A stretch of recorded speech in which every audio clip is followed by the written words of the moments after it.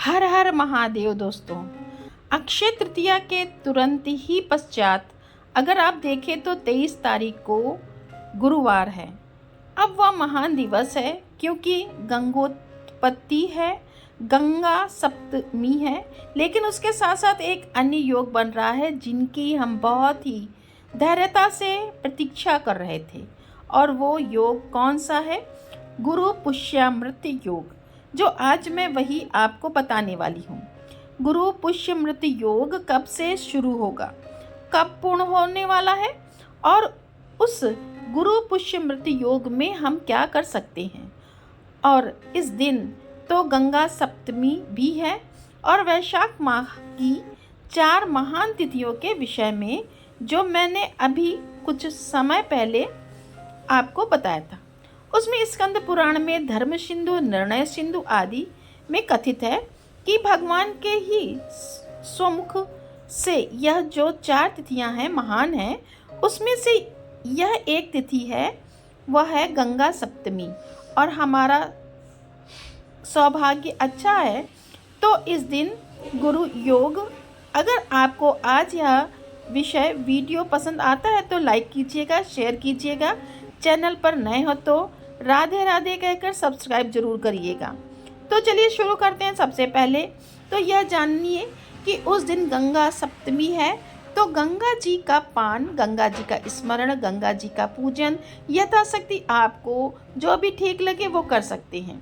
मूल आज के विषय के बारे में बात करें तो गुरु पुष्यामृत योग इस 23 अप्रैल को गुरुवार को सप्तमी के दिन जो है रात्रि के 8:58 से शुरू होकर के सुबह सूर्योदय तक रहेगा। अर्थात 23 तारीख की रात्रि काल को यह शुरू होने वाला दिवस है। और हमारे भारत देश में गुरु पुष्य नक्षत्र अर्थात गुरु पुष्यामृत योग नहीं है, लेकिन रात्रि काल में है। और रात्रि काल में जो साधना आप करोगे वो सफलता आपको देगी ही देगी। आप गुरु पुष्यामृत योग में क्या कर सकते हैं, क्योंकि कई लोग यह भी देखेंगे कि गुरु पुष्यामृत योग में जैसे हम स्वर्ण खरीद सकते हैं, इसमें हम चांदी खरीद सकते हैं। गुरु पुष्यामृत योग में हम बहुत शुभ कार्य भी कर सकते हैं। इस खास में खरीदारी के विषय में है, लेकिन ये तो रात्रि काल में है तो आप करोगे क्या? तो आप अपनी बुद्धिमत्ता के अनुसार जो भी करना चाहें कर सकते हैं। अगर मैं खरीदारी की बात करूं तो निसंदेह आप स्वर्ण खरीद सकते हैं, चांदी खरीद सकते हैं, तांबा खरीद सकते हैं, पीतल भी खरीद सकते हैं। या तो हुई बात धातुओं की। लेकिन अगर हम बात करें आध्यात्मिक दृष्टिकोण से तो आप अपने घर के लिए एक गौ माता का घी भी अगर खरीदोगे, मतलब दिया प्रज्वलित करने के लिए गाय का घी भी खरीद लेंगे तो वो भी बहुत ही सोने से कम नहीं रहेगा। दूसरा, आप अपने घर के मंदिर के लिए जैसे मानिए भगवान की मूर्ति खरीदना चाहते हो, वह भी उत्तम है। आप अपने घर के मंदिर के लिए कोई भी किसी भी प्रकार का यंत्र, चाहे वो श्री यंत्र हो, चाहे वो कोई बगलामुखी यंत्र हो, चाहे गणेश यंत्र हो, चाहे कोई भी यंत्र हो, वो आप खरीद सकते हैं। इस गुरु पुष्यामृत योग में अपने घर में स्थापित कर सकते हैं। इसके अलावा जैसे माला, आप जप माला जो आप रखते हो या जाप माला जो है वो आप खरीद सकते हैं। उस दिन उसकी प्राण प्रतिष्ठा कर सकते हैं और उसका विशेष प्राण प्रतिष्ठा करके विधि विधान से आप माला का जाप भी कर सकते हैं। किसी भी माला की प्राण प्रतिष्ठा कर सकते हैं। फिर माला आप खरीद कर ला सकते हो। जाप माला के लिए आप बैठने के लिए जो भी आसन ले सकते हो।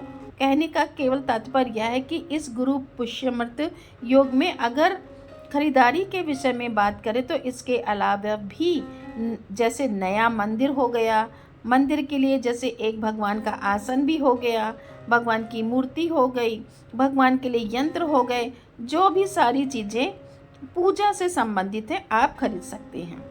लेकिन अगर हम बात करते हैं भगवान को प्रसन्न करने की, और उसमें भी देश काल के अनुसार जब सूर्यास्त के पश्चात का एक समय रहता है जिसको हम निश्चित काल भी कहते हैं, और वो शुरुआत गुरु पुष्यामृत नक्षत्र की उसी काल में होने वाली है।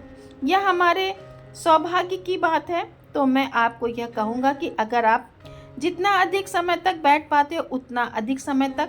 जैसे ही रात्रिकाल के, जैसे मैंने कहा कि 8:58 से लेकर सुबह सूर्योदय तक यह योग बना रहेगा, तो आप इसे लगभग 9 बजे मानकर चलिए। आप अगर बैठ जाते हैं तो नॉन स्टॉप श्री सूक्तम के पाठ कीजिए, संकल्प लेकर करिएगा। आपकी जो भी मनोकामना है वह मनोकामना भगवान पूर्ण करेंगे। उसके लिए आप यथाशक्ति श्री सूक्तम के पाठ कर रहे हैं या करने वाले हैं।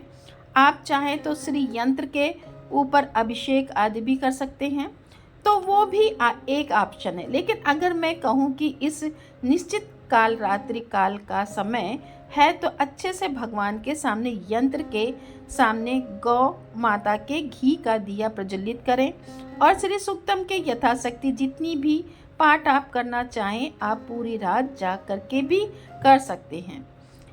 120 पाठ का एक छोटा सा अनुष्ठान भी कर सकते हैं। दशांश यज्ञ तर्पण मार्जन ब्रह्मभोज की चिंता मत कीजिए, दशांश पाठ थोड़े अधिक कर लीजिएगा, हो गया पूरा अनुष्ठान। उसके अलावा अगर आपको आकस्मिक धन की प्राप्ति करनी है तो आप कनकधारा स्तोत्र के पाठ कर सकते हैं। आप चाहे तो कुबेर मंत्र साधना भी इस रात्रि में कर सकते हैं। आप चाहे कोई भी पाठ कीजिए, लेकिन अंत में मेरी तरफ से आपको सिर्फ एक सलाह रहेगी कि विष्णु सहस्त्र का पाठ भी एक अवश्य कीजिएगा। जब भी आप श्री सूक्तम, कनकधारा स्तोत्र या लक्ष्मी जी की कोई भी उपासना करें, उसके पश्चात लक्ष्मी सहित नारायण की कृपा प्राप्त हो और आपके घर में सिर्फ लक्ष्मी ना आए बल्कि नारायण जी भी आए, तो लक्ष्मी स्थायी रूप से आपके घर में निवास करेंगी। यह एक अच्छा काल आपको मिल रहा है। इस काल में आप अपने गुरु के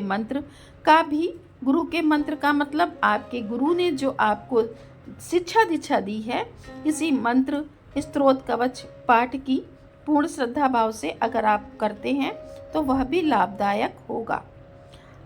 जहाँ भी शंका होगी आपकी नाव डूब जाएगी, लेकिन श्रद्धा होगी, गुरु पर भाव होगा, आपको जो प्राप्त हुआ है शिक्षा दीक्षा के माध्यम से वह आपके कार्य होंगे ही। इसके अलावा अगर अन्य एक साधना कहूँ जो बहुत ही उत्तम है, अनुभवी है, जो पहले भी बताई है, आज फिर मैं पुनः बता रही हूँ। अगर आपके पास भगवान श्वेतक गणपति जी हैं, गणपति बप्पा हैं, तो कुछ करने की आवश्यकता नहीं है। सिर्फ आप उनके सामने एक गाय माता के घी का दीपक प्रज्वलित करें। संकटनाशक गणपति स्तोत्र जो विद्यार्थी को विद्या देगा। जो भी विद्यार्थी अवस्था में है विद्या प्राप्ति के लिए यह अनुष्ठान उनके लिए रामबाण है। जो धनार्थी, जिनको धन प्राप्त करना है उन्हें धन प्राप्त होगा, जिनको पुत्र प्राप्त करना है उन्हें पुत्र प्राप्त होगा, और मोक्षार्थी लपते मोक्षण, जिनको मोक्ष प्राप्त करना है वह मोक्ष का भागी होगा। तो संकट नाशक स्तोत्र के केवल पाठ करने हैं यथाशक्ति। अगर आपको संकट नाशक स्तोत्र के पाठ नहीं करने हैं तो श्वेतक गणपति जी के सामने बैठकर जो मूल मंत्र ओम गंग गणपते नमः लाल चंदन की माला से या रुद्राक्ष की माला से यथाशक्ति आप मंत्र जाप करें। यह भी आपके लिए बहुत बड़ा एक जीवन का टर्निंग पॉइंट साबित होगा। इस मंत्र को संकटों का विनाश भी होगा, सब कुछ प्राप्त भी होगा, गणेश जी की कृपा प्राप्त होगी, वह भी जब आप श्वेतार्थक गणपति जी के सामने बैठकर यह कहते हो। वह जो शक्ति है वह कई गुना और बढ़ जाती है। तो गणेश जी और लक्ष्मी जी की साधना जो है इस गुरु पुष्यमृत योग में आप कर सकते हैं। और आपको क्या खरीदनी चाहिए या क्या कर सकते हैं वो मैंने आपको बता दिया। तो दोस्तों यह वीडियो आपको कैसा लगा आप ज़रूर बताएं, कमेंट में राधे राधे लिखें।